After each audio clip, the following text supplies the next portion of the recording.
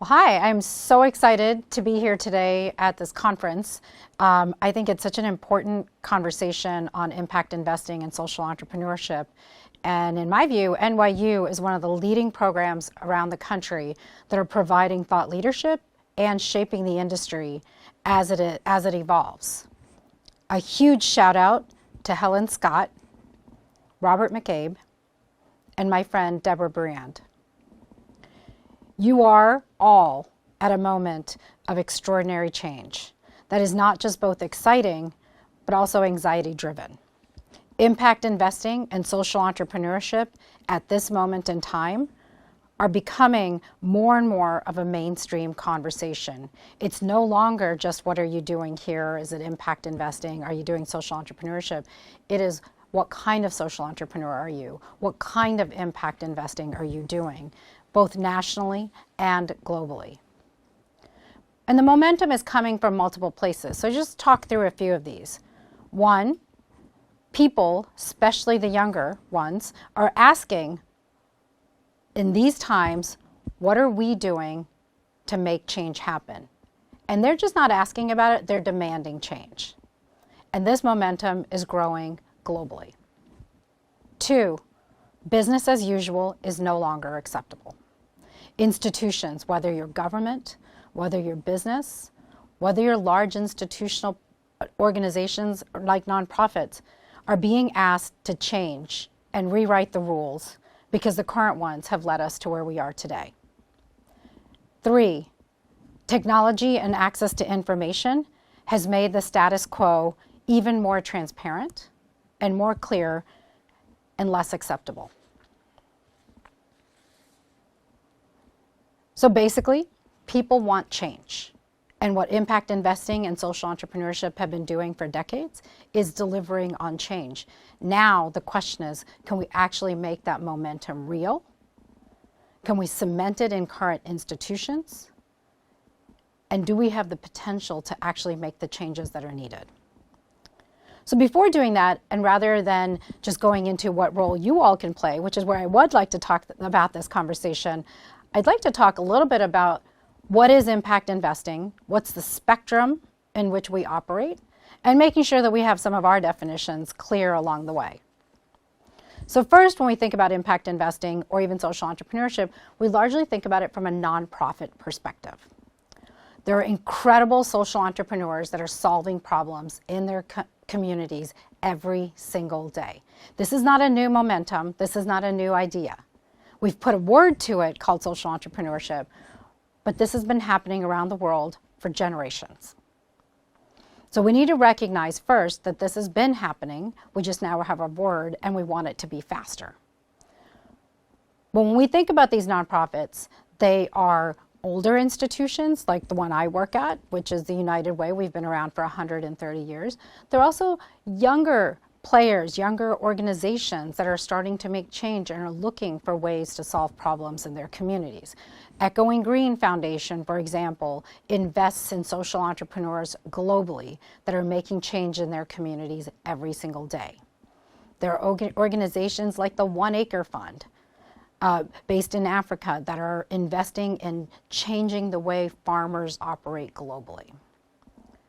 There are social entrepreneurs every day making changes all the time. But recognize that when we think about social entrepreneurship and impact investing, sometimes we're talking about nonprofits, and these players may not become for-profits, but that what they are doing and their mission is focused on impact and change. Not financial, but really impact and change, and that's what they're focused on.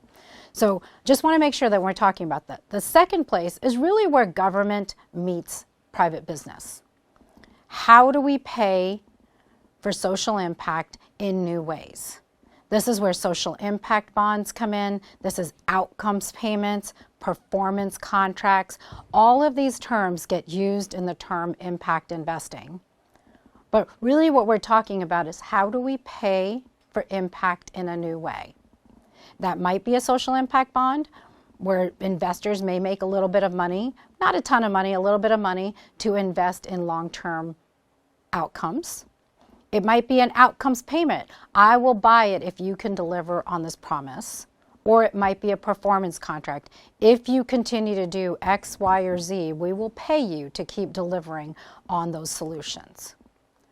That is also a part of where, frankly, government, and largely government is the big payer here, is a different type of contract with business to actually solve for problems. It might be business, sometimes it's nonprofits delivering on that. But what we're really focused on in this middle space is how do I pay you for delivering on a solution and the promise of what that solution can do.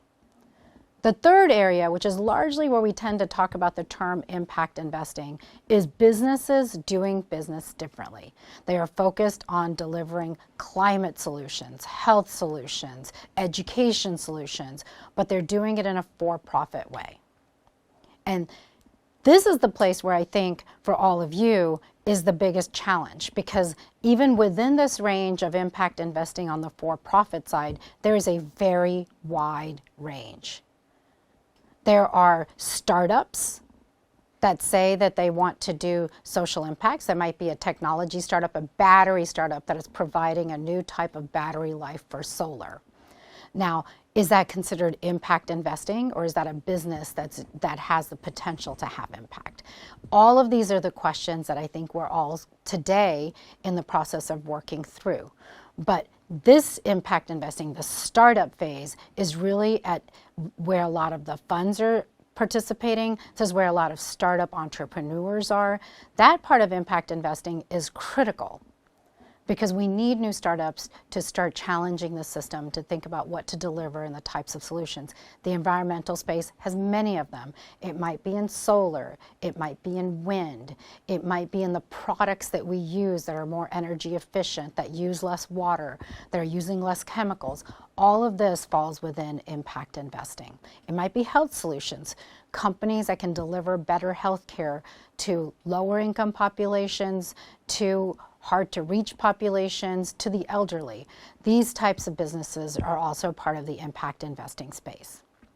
Then there are players like larger businesses that are doing their work themselves. So B Corps, is it a business that is just focused on impact? They deliver financial value, but they also show you the metrics of the impact that they are having.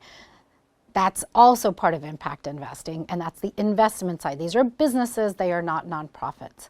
And then finally, there are large institutional players like asset management funds that have created large private equity funds or others that are investing in impact investing.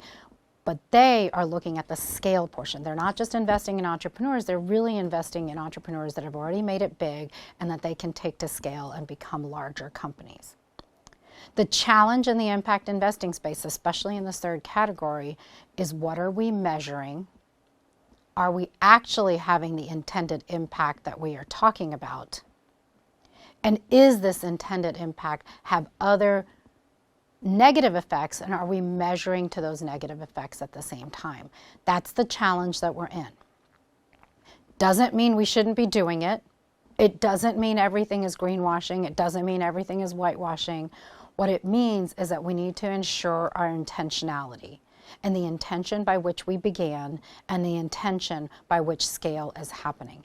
At that scale, are we still meeting the promise of having the impact in our communities, in our country, and globally to ensure that that happens? So then the question is, what is our role? What is your specific role as the legal profession in helping us get there? So to me, there are many ways to do this, but I'm going to lay out 3 potential ways for you all to think about it. One is, what do the laws and regulations need to have to incent people to solve for problems while at the same time meeting people in communities where they are? What does that look like? It shouldn't just be about compliance, because we tend to go to compliance rather quickly. But what's the incentive we can create through the law to change behavior that make people want to do more, not just comply to get there? We could easily all do a check the box exercise, but the question here is, beyond compliance, what are the laws and regulations that allow us to improve behavior and to move towards the greatest impact that we can possibly have? The second is, where can business play this role? Where can business continue to deliver on impact? What are the metrics that we're using to measure those? How do we make those metrics consistent so we're not comparing apples and oranges? And this is where the legal profession can play a hugely important role in helping us understand how do we create and ensure consistency in the process. How can you work within a company, whether it's a startup or a large institutional player, to think about what metrics we use, what we are measuring, and what intended impact are we having? But it requires many lawyers to be in the beginning of the process, not once we've decided all the metrics and can you help us make sure we're ensuring compliance to them, but really thinking about how are you sitting in the middle of this conversation, ensuring that we're moving businesses in that direction from the beginning, not towards the end. And making sure that we're complying along the way and getting to the best that we can get. The third, and where I think many lawyers, especially, I've not seen many of you go into government, so I hope many of you think about government as a place to go. But as government is doing regulation, where and how can you participate in the process, even within policy teams, even within, when you're in a general counsel's office, to help get to a solution as to how do we achieve the goal, not just that the goal hasn't been achieved, therefore we need to tell them that this is in the contract.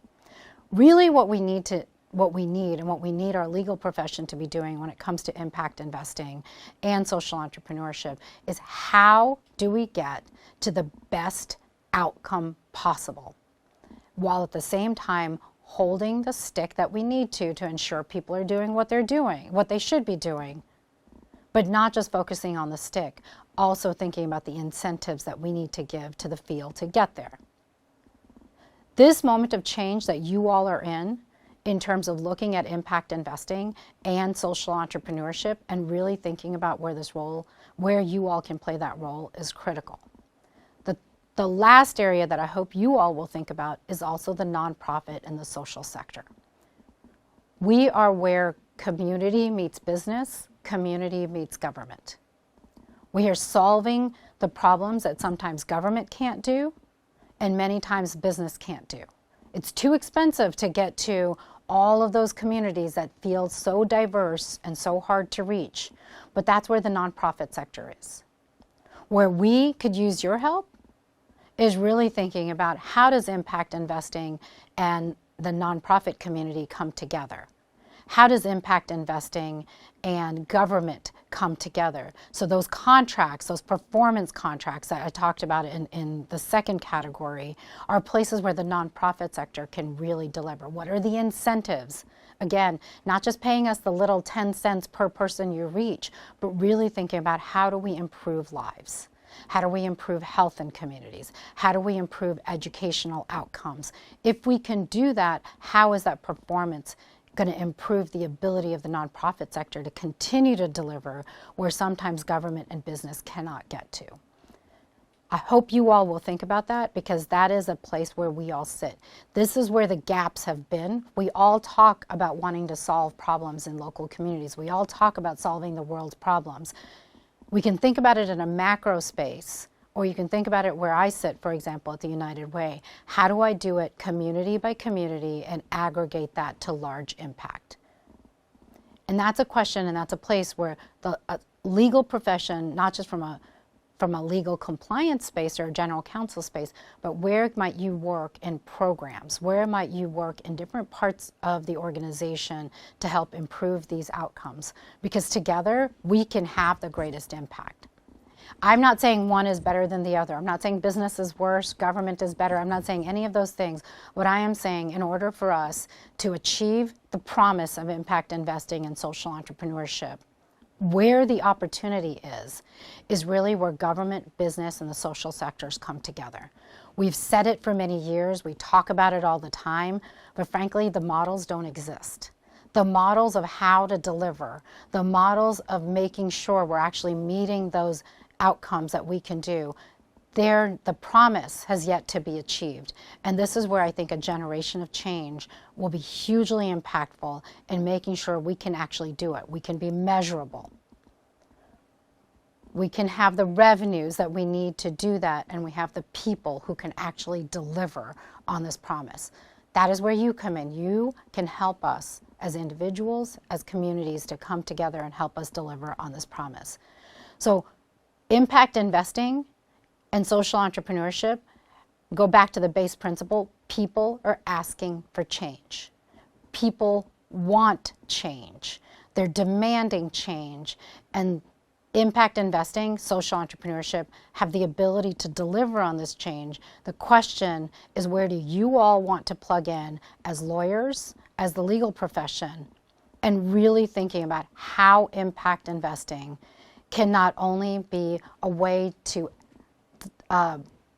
create the change, but also make sure we're complying with that change at the same time. We've got to do both.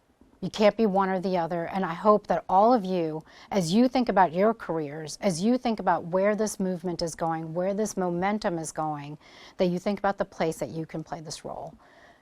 We need it. We're in a change of, we're in an opportunity of flux. It's anxiety driven, but it's also opportunistic. When we think about where we can drive that change, it starts with each of us. It's not about big systems. It's not about big institutions. It's about what can we do collectively to make that happen. That's why impact investing has grown over these years. It's because it's been individuals and small organizations saying something can be different. And today you have large institutional players, whether it's government, large businesses, large organizations thinking about how this happens. So I hope you all think about how do we collectively work to make this happen. It's not about us individually, it is about a collective change that is going to be required. So I wish you the best in this conference. I am so excited that this conference has grown over the years because it is one of the best conferences that I know of that has been asking for this change for a long time and in fact driving the thinking on this change. And I hope as the years go on, we will be coming back and saying how this has changed over the years and how much impact investing is no longer a conversation, but it's the way we operate. So thank you for all that you are doing. And I look forward to hearing about how, being a part of this conversation as we all collectively work together to make it happen.